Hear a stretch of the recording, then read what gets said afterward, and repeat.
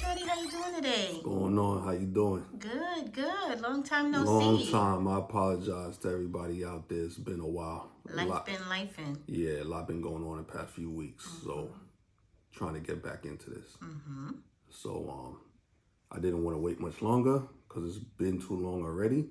And today's a big day.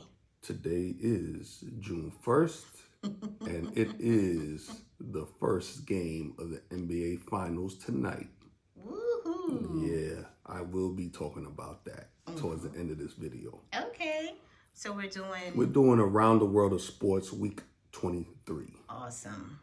Let's get it. I'm a little rusty, so bear with me. It's been a little while, but I'm gonna try to get back into the sporty shorty swing of things. But I want to start off on a sad note. The great Jim Brown recently passed away. Really? Yeah, about a week and a half ago, something like that. Oh. Within the last 2 weeks. Passed away at the age of 87. If you don't know who Jim Brown is, he is the great running back from the Cleveland Browns in the 50s and 60s. Played 9 seasons for the Cleveland Browns, the only team he's ever played for in the NFL. Arguably the best running back of all time. Wow. Also known for his great acting career. After his 9 seasons in football, he went on to have a pretty good acting career. More importantly, he was a civil rights activist in the 50s and 60s, which, if you know anything about that time, it was very difficult to be a civil rights activist at that time. He probably lost a lot because he was a civil rights activist. His career was challenged because of that. But he felt like he was doing the right thing, which he was. And I always give props to him for that. I think that was probably the most important thing of his career, is being a civil rights activist at a time where, for a black man, he was making a lot of money. Right. In those times. He could have ignored being a civil rights activist because he was doing pretty well financially. Right. But he still made it his business to be involved. So I always give him props for that. That's wonderful. So big shout out to the great Jim Brown. Rest in peace. I also be remiss if I don't mention Tina Turner, who recently passed. She has nothing to do with sports, but on a Sporty Shorty show, I do what I want to do. So Okay. I'm going to give then. Tina Turner a rest in peace shout out, who died at the age of 83. Had a lot of wonderful music, also known as the Queen of Rock and Roll. So big shout out to Tina Turner and everything that she's done for the music industry. She'll be missed. Rest in peace to the great Tina Turner. Had to give her props too and give her a shout out. Nothing to do with sports, but as they say, you do what you want to do on your show. So that's what I'm doing. Moving on. Carmelo Anthony retired at the age of 38 after 19 seasons in the NBA. One of my favorite players of all time, the great Carmelo Anthony. Job well done. 10-time All-Star. Top 75 player of all time in the NBA. 6 All-NBA first-team selections. And one of the toughest guys in the NBA. No nonsense. Straight out of Red Hook, Brooklyn. Raised in Baltimore. Just one of the toughest dudes in the NBA. One of the best scorers of all time. He could score from any area on the floor. And he did it his way. And speaking of Jim Brown is the reason why guys like Carmelo were able to speak out. Guys like LeBron James were able to speak out. So I got to give those guys their props too for speaking out on issues when these guys making millions of dollars and didn't have to. But they still decided to speak out against injustice in this country and beyond. So Carmelo, props to him. I hope he has a great career after his NBA career and whatever he decides to do. He's a pretty intelligent brother, and I wish him nothing but the best. And next up, he has a son, Kiyan Anthony, coming up. So he may end up being in the NBA as well. So again, shout out to Carmelo Anthony, and I hope he has an even better career after his NBA career, because I see him doing a lot of great things. Yeah, indeed. Next up, what I really want to talk about, Terrence Bud Crawford versus Errol Spence Jr. will be fighting finally. Yes. Yes. Finally. The fight that I want to see, the fight I've been talking about on here for a long time. Long time. Is finally coming to fruition on July 29th in Vegas. To me, the two best welterweights in the sport. And they're fighting in their prime, which I love. Bud is 35. Errol Spence Jr. is 33. Bud 39-0, 30 knockouts. You got Spence Jr. 28-0, 22 knockouts. As they say, somebody's always got to go. What I really like about this fight is there's a rematch clause. So we could conceivably get 3 fights. Say if they split the first 2 fights. You like that. If they split the first 2 fights, there's going to be a third fight. Most like likely that would be 3 fights by these 2 guys. You sound very excited about that. Yeah, listen, I would love to see that. I would love to see these guys fight 3 times. First fight, I give Bud Crawford the slight edge. Very slight. Because I think Errol Spence Jr. can definitely win that fight too. But I don't know. To me, there's something in Bud that I see a little bit more than Errol Spence Jr. It's a pick'em fight, though. To me, it's a 50-50 fight. Maybe 51-49 for Bud. But to me, it's too close to even pick.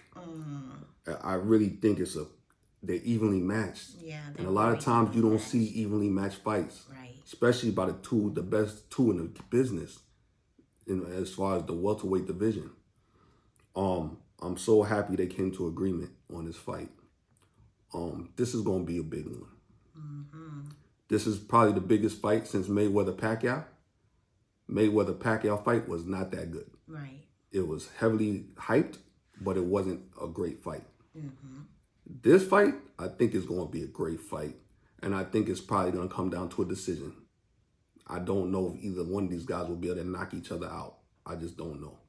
It might end up being a very close fight. But whoever wins that fight, the other guy's going to want to fight him. Especially if it's close. They're going to want to fight again. So like I said, this could end up being a 3-fight deal, which would be great. It should be great. If they split the first 2 fights, that would be great. Just can't hide your enthusiasm. I can't, because this is the fight. This is the fight I've been longing for. I didn't know if it was going to get done. It looked real rocky at one point, but yes. In less than 2 months, we're gonna see this fight. So I know I'm looking forward to it. Let me know what y'all think about this. Who do you think's gonna win? Do you think it's gonna be a close fight? Are you gonna watch the fight? Do you even care? Do you even care about this fight? Are you as excited as I am about this fight? What do you think's gonna happen? Let me know. But like I said, I think it's evenly matched. I think they're both tacticians in their sport. I think they both get in the ring with incredible smarts. It's going to be a chess match for sure. Let me know what you think. Moving on. Miami beat the Celtics 4-3. I'm going to be honest. I thought the Celtics were going to win this series. You sure did. Even though Miami got up 3-0, I thought the series, when Miami got up 3-0, I thought it was a wrap. I thought Miami had it at that point. I thought they were going to just destroy the Celtics at that point. But before the series started, I thought the Celtics were going to beat Miami. I really did. I'm not the type of person that's going to come on here and be like, oh, I knew this was going to happen. No. I thought the Celtics were going to win the series. When Miami got up 3-0, I was like, oh, Miami got it. Then the Celtics came back and it was 3-3. I thought the Celtics were going to win in Boston. I really thought they were. But guess what? Jason Tatum got hurt. On the first play of the game, he turned his ankle, and that doomed the Celtics. They were a different team after he got hurt. And Miami did what they were supposed to do. They took advantage of an injured Jason Tatum, and they went on to win. Big props to Miami Heat. Even though they beat my Knicks earlier in the playoffs, I got to give them props because hardly anybody picked Miami to be in the finals. I don't really think people picked Miami to be in the finals. I certainly did not. But the way Jimmy Butler and Caleb Martin are playing, Caleb Martin's going to get paid. This dude got waived by the Charlotte Hornets last season, or the season before, I'm not quite sure, but he got waived by the Charlotte Hornets.